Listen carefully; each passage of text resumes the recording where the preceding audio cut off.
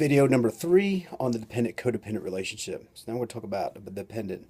So it's not to throw the person under the bus. It's actually, this conversation is about how to actually possibly help them get their life together.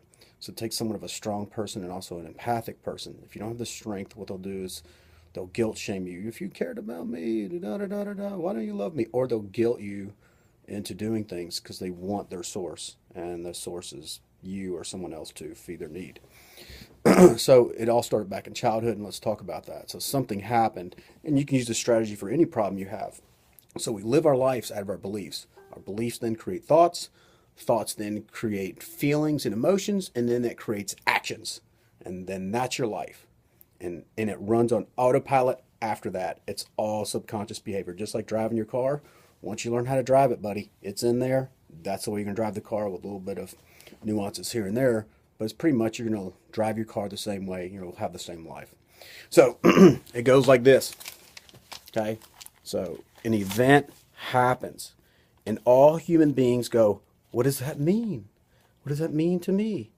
Because we all think, as children, we're kind of narcissists. The world revolves around us, and it's understandable. I mean, there's nothing wrong with it. It's part of our human development. But the meaning assigned, okay, then creates a story. I asked my father to take me to the beach. He said no. He doesn't love me. He doesn't love me. And once that decision's made, it creates that belief. And there's something called a cognitive bias. Whatever you believe to be true, you're going to act upon that the rest of your life. And so when people go, I keep telling them I love them, but they just won't believe me. That's right. You can't change their belief. Only the person can, because they chose it. Their whole life then becomes these action steps to prove to themselves that their father doesn't love them. There's an impact to that. And the impact is they never have a relationship with that person. Their whole life, they'll treat them with resentment. I mean, they'll love them, but they'll have, disdain or resentment, or they'll cut them out of life. You never cared about me anyway. I was, 3 years old, or da da da da da, and I asked you to do this, and you said no, and you don't love me. Maybe they're tired. I don't know. So you have to ask, the meaning assigned by someone from 0 to 7 years old. We don't have those cognitive processes to understand social dynamics and reality and all that stuff yet. But there's that inner child in you, in your mind. Once you have a belief, you make a decision, you create that story, rest of your life's going to be the same. Unless we go back and challenge, go back to the event, challenge the event. Is it possible? Is it possible that there's another meaning here? Is it possible that you just create a story? It's okay. We're kids, man. We all create stories.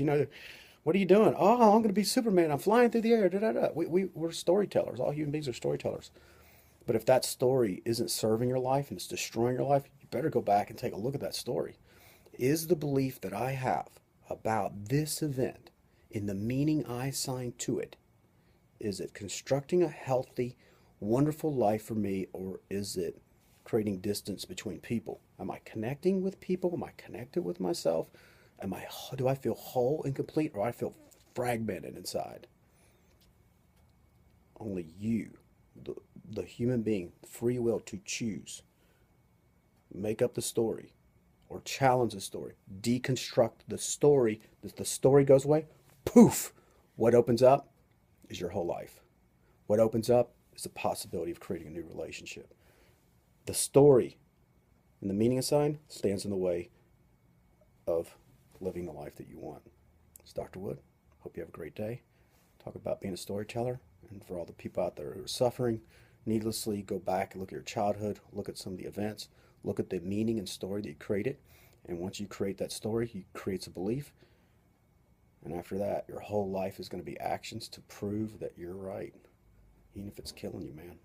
So that's how you get free from being in the box in your head.